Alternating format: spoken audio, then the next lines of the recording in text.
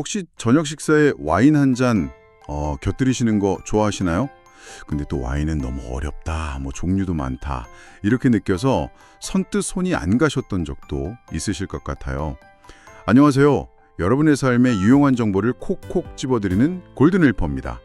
오늘은 와인에 대해 궁금해하시는 점들을 좀 속 시원히 풀어드리고자 최신 학술 자료랑 여러 전문가 리포트들을 쫙 분석해서요. 핵심만 알기 쉽게 정리해봤습니다. 좀 복잡하게 느껴졌던 와인의 세계, 오늘 저희와 함께 쉽고 재미있게 한번 알아보시죠. 네, 안녕하세요. 와인이 어렵다는 인식이 있는 게 사실이죠. 근데 최근 분석들을 보면요. 몇 가지 기본적인 원칙만 딱 이해해도 충분히 즐길 수 있다. 뭐 이런 점들이 강조되고 있습니다. 너무 겁먹지 않으셔도 괜찮습니다. 가장 쉬운 접근법은 역시 색깔로 구분하는 건데요. 크게 보면 레드, 화이트, 그리고 로제 와인 이렇게 나눌 수 있죠. 이게 단순히 색만 다른 게 아니고요. 만드는 방식부터 좀 차이가 납니다. 만드는 방식이요? 자료들을 보니까 와인 색깔만큼 그 만드는 방식이 중요하다고 하던데요. 레드 와인은 어떻게 다르길래 그런 짙은 색이랑 그 특유의 맛이 나는 건가요? 네, 정확히 보셨습니다. 그 레드 와인은요, 붉은 포도를 껍질이랑 씨, 이거랑 같이 발효를 시켜요. 이 과정에서 껍질에 붉은 색소하고 그 타닌이라는 성분이 우러나오거든요. 타닌, 이게 와인에 약간 떫은 맛도 주고 무게감도 주는 건데 이게 바로 레드 와인의 특징이죠. 보통은 상온에 좀 두고 마시고요. 스테이크 같은 육류 요리랑 잘 어울리는 이유도 이 타닌 성분이 그 고기의 그 기름진 맛을 딱 잡아주기 때문이에요. 뭐 카베르네 소비뇽이나 멜로 이런 품종이 대표적이고요. 그렇군요. 타닌. 그럼 반대로 화이트 와인은 어떤 매력이 있나요? 좀 더 가볍고 상큼하다 이런 인상이 있는데요. 네, 맞아요. 화이트 와인은 주로 청포도를 쓰거나 아니면 적포도를 쓰더라도 껍질은 제거하고 그 포도즙만 그걸로 발효를 시킵니다. 그래서 색이 맑고 타닌 성분이 거의 없어서 맛이 아주 산뜻하고 상큼하죠. 신선한 과일향 같은 게 특징이고요. 보통 좀 차갑게 해서 마시면 그 청량감이 훨씬 좋아지죠. 생선회라든지 해산물 요리랑 특히 잘 어울리는데 이게 와인의 산도가 비린 맛을 잡아주는 그런 효과가 있습니다. 샤르도네나 소비뇽 블랑, 이게 대표적인 화이트 와인 품종입니다. 아하, 그래서 생선이랑 잘 어울리는 거군요. 요즘엔 그 중간쯤 되는 예쁜 분홍빛 로제 와인도 많이 보이더라고요. 이거 최신 트렌드 리포트에서도 꽤 주목하던데요? 네네, 맞아요. 로제 와인 인기가 확실히 높아졌어요. 만드는 방식은 레드 와인이랑 좀 비슷한데요. 껍질이랑 같이 발효하다가 원하는 그 분홍빛이 딱 우러나면 그때 껍질을 좀 일찍 제거하는 겁니다. 그래서 레드 와인보다는 좀 가볍고 또 화이트 와인보다는 약간의 풍미가 더 느껴지는 뭐 그런 매력 있죠. 색깔처럼 맛도 좀 화사해서 샐러드나 가벼운 음식들이랑 잘 어울리고요. 보기에도 예쁘니까 뭐 가벼운 모임이나 피크닉 같은 데 인기가 많습니다. 듣고 보니 그렇네요. 그리고 특별한 날 펑 소리 내면서 터트리는 와인도 빼놓을 수 없죠. 그건 또 다른 종류인가요? 스파클링 와인 말씀이시군요. 네, 와인에 판상가스가 이렇게 녹아 있어서 기포가 보글보글 올라오는 와인입니다. 축하 자리나 뭐 분위기를 띄울 때 아주 제격이죠. 근데 이게 또 다 같은 이름은 아니고요. 프랑스 샴파뉴 지역에서 전통 방식으로 만든 것만 특별히 샴페인이라고 부르고요. 스페인에서는 까바, 또 이탈리아에서는 프로세코, 뭐 이렇게 다르게 불립니다. 최근 시장 보고서들을 보면요. 예전보다 훨씬 다양한 가격대의 좋은 스파클링 와인들이 많아져서 접근성이 좋아졌다고 해요. 뭐 더 깊이 들어가면 디저트 와인이라고 불리는 아주 달콤한 스윗 와인도 있고요. 아니면 와인 발효 중에 도수 높은 브랜디 같은 걸 넣어서 알코올 도수를 딱 높인 주정 강화 와인, 뭐 포트나 쉐리 같은 거요.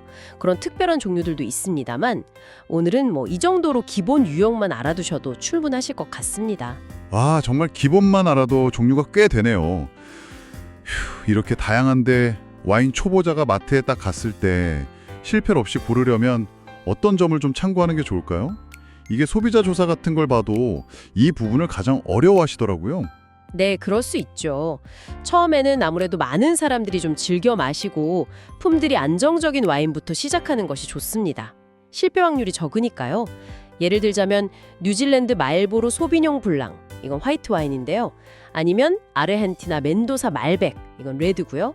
이런 것처럼 특정 지역하고 품종이 좀 명확한 와인들이 있어요. 이런 것들은 맛을 어느 정도 예측하기가 쉽고 또 가격 대비 만족도가 높다는 평가가 많습니다. 물론 뭐 와인 전문점 직원분께 추천받는 게 가장 좋긴 한데요. 이런 정보를 조금 알고 가시면 마트에서도 훨씬 수월하게 고르실 수 있을 겁니다. 아, 뉴질랜드 소비뇽 블랑, 아르헨티나 말백 기억해둬야겠네요. 음식과의 조화도 궁금한데요. 흔히 고기 앤 레드, 생선 앤 화이트 이런 공식처럼 얘기하는데 최근 음식궁합 연구 같은 걸 보면 꼭 그렇지도 않다고 하더라고요. 네, 그 공식이 아주 틀린 건 아니지만 뭐 절대적인 건 아닙니다. 더 중요한 원칙은 음식과 와인의 무게감을 맞추는 거예요. 무게감. 예를 들어서 가벼운 샐러드에는 좀 가벼운 화이트나 로제 와인이 잘 어울리고요. 반대로 진한 소스에 스테이트에는 좀 무게감 있는 레드 와인이 잘 어울리는 뭐 그런 식이죠. 음식의 풍미 강도랑 와인의 풍미 강도를 비슷하게 맞춘다. 이렇게 생각하시면 좀 쉬울 겁니다. 그리고 덧붙이자면 약간 짠 음식 있죠. 짠 음식은 와인의 쓴맛이나 신맛을 좀 부드럽게 해주는 그런 효과가 있다는 점도 기억해 두시면 유용할 거예요. 아, 무게감을 맞춘다. 그리고 짠 음식과의 관계. 오, 이거 아주 실용적인 팁인데요. 마지막으로요. 마시다 남은 와인. 이거 어떻게 보관해야 맛이 덜 변할까요? 이것도 정말 많은 분들이 궁금해하는 부분이거든요. 네, 와인은 일단 공기랑 만나면 산화가 되면서 맛과 향이 변하기 때문에 보관이 중요합니다. 개봉한 와인은 일단 공기 접촉을 최소화하도록 뭐 막에나 와인 스토퍼 같은 걸로 입구를 잘 막아서요. 냉장고에 보관하는 것이 기본입니다. 특히 온도 변화가 좀 적은 그 냉장고 야채칸 같은 곳이 좋습니다. 이렇게 해도 보통은 3일에서 4일 내에 드시는 것이 가장 좋고요. 뭐 여러 연구들도 개봉 후에는 최대한 빨리 소비하는 걸 권장하고 있습니다. 그리고 개봉하지 않은 와인은 빛이 없고 서늘한 곳에 눕혀서 보관하는 것이 기본 원칙입니다. 세워두는 것보다 눕히는 게 좋습니다. 음식과의 조화, 그리고 보관법까지 최신 정보들을 바탕으로 알기 쉽게 한번 정리해봤습니다. 들어보니까 와인 어떠세요? 생각보다 훨씬 가까이 하기 쉽지 않으신가요? 그렇습니다. 뭐 완벽한 규칙 같은 건 없어요.